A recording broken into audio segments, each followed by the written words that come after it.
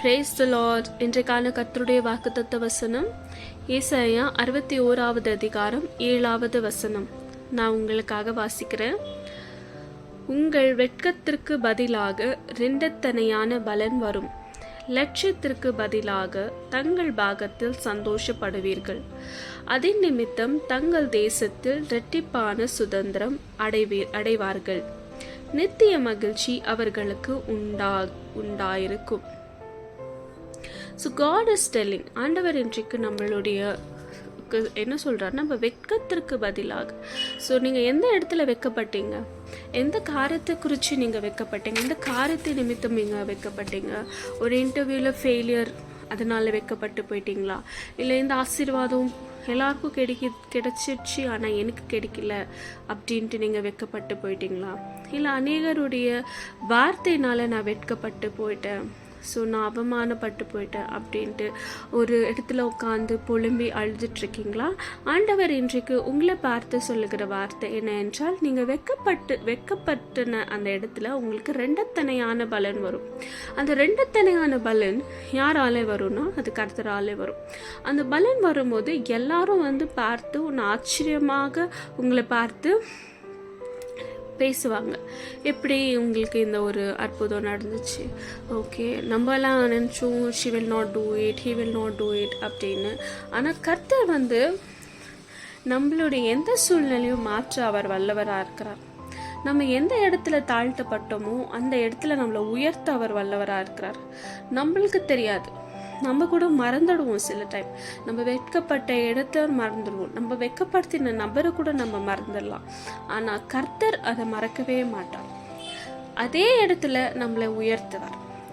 உங்களை ஒரு வேலை செய்கிற இடத்துல உங்களுக்கு கிடைக்க வேண்டிய நியாயமான ப்ரமோஷன் உங்களுக்கு கொடுக்காம உங்களுக்கு நெக்ஸ்ட்டு, அதாவது அடுத்ததான் புதுசாக சேர்ந்தவங்களுக்கு அந்த ப்ரொமோஷன் கிடைச்சிருச்சா, அதாவது நீங்கள் வெட்கப்பட்டு போயிட்டீங்களா, ஆண்டவர் உங்களை பார்த்து சொல்கிறார், உங்களுடைய வெட்கத்திற்கு பதிலாக ரெண்டத்தனையான பலன் வரும்.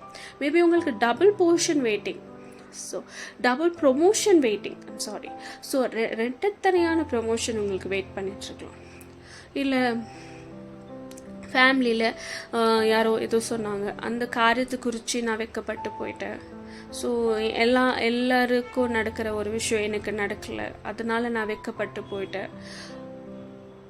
உங்களை பார்த்து ஆண்டவர் சொல்லுகிறார், உங்களுக்கு டபுள் போர்ஷன் ஆஃப் பிளஸ்ஸிங் உங்களுக்கு காத்துட்ருக்கு.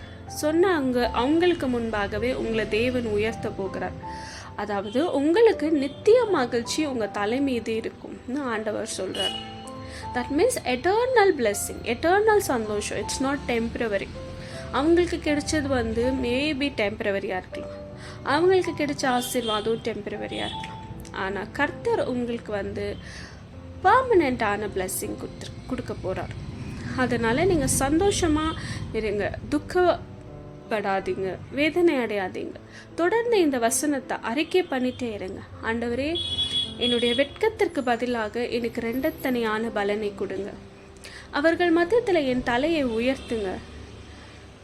என் தலை விழுந்து போன எல்லா இடத்துல என் தலையை உயர்த்துங்க. நீங்கள் இந்த வசனத்தை அறிக்கை செய்யும் போது உங்கள் நிமித்தம் தேசமே ஆசீர்வதிக்கப்படும், உங்கள் நிமித்தம் உங்கள் குடும்பம் ஆசீர்வதிக்கப்படும். உங்களுடைய இரட்டிப்பான பலன் யாருக்கெல்லாம் பலன் உண்டாகும் வேதம் சொல்லுதுன்னா, குட் பி யோர் நேஷன். அதனால் ஒரு தேசமே ஆசீர்வதிக்கப்படலாம். அது அவங்களுடைய அந்த டபுள் போர்ஷன் ஆஃப் பிளெஸ்ஸிங். நீங்கள் வேலை செய்கிற ஆர்கனைசேஷனே ஆசீர்வதிச்சிடலாம் ஆண்டவர். உங்களுக்கு கிடைக்க போகிற டபுள் போர்ஷன் உங்கள் ஃபேமிலியே ஆசீர்வதிச்சிடலாம். ஆசீர்வதிப்பார். That's what the Bible chase. ஆண்டவர் உங்களுக்கு கொடுக்க போகிற அந்த இரட்டிப்பான அந்த பலனின் நிமித்தம் தேசம் ஆசீர்வதிக்கப்படும். உங்கள் சூழ்நிலை, உங்கள் என்விரான்மெண்ட், உங்கள் சுற்றி இருக்கிற காரியங்கள், உங்கள் ஃபேமிலி, நீங்கள் வேலை செய்கிற இடம், நீங்கள் எது செய்கிறீங்களோ, உங்கள் சர்ச் எல்லாமே உங்களுடைய டபுள் போர்ஷன் பிளெஸ்ஸிங்னால ஆசீர்வதிக்கப்படும்.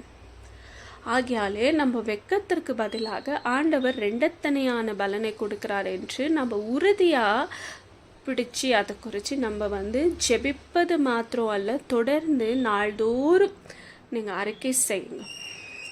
நான் உங்களுக்கு அறிக்கை செய்கிறது குறித்து ஒரு சின்ன ஒரு விஷயம் சொல்கிறேன். நீங்கள் எவ்வளோத்துக்கு எவ்வளோ இந்த வசனத்தை அறிக்கை செய்கிறீங்களோ அவ்வளோத்துக்கு அவ்வளோ இந்த வசனம் உங்கள் வாழ்க்கையில் நிறைவேறும். ஏன்னா the word has power.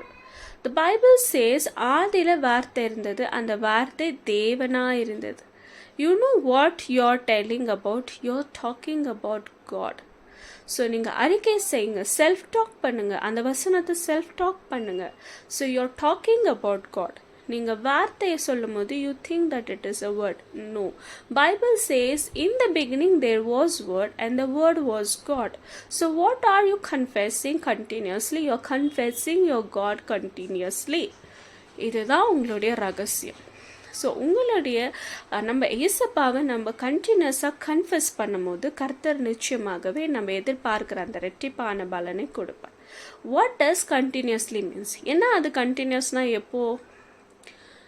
நைட்டில் ஒரு வாட்டி, காலையில் ஒரு வாட்டி அறிக்கை செஞ்சால் போதுமா? மதியானம் ஒரு வாட்டி அறிக்கை செஞ்ச? No no no no no. As your breath so you need to confess. என்ன கேட்டால் doing a self talk.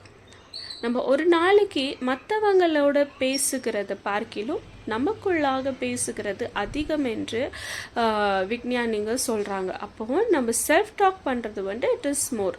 So நமக்குள்ளவே பேசுகிறோம். அப்போ நமக்குள்ளவே பேசும்போது நம்ம இந்த வசனத்தை அறிக்கை செய்யணும். Sometimes Satan would tell you lies because his name is, அவன் யாராக இருக்கான்? சாத்தானு. அவன் பொய்யனும் பொய்க்கு பிதாவுமாக இருக்கான். அவன் சொல்லுகிற காரியம்லாம் பொய்க்குரிய காரியம்தான். அவன் எதுவுமே உண்மை சொல்ல மாட்டான்.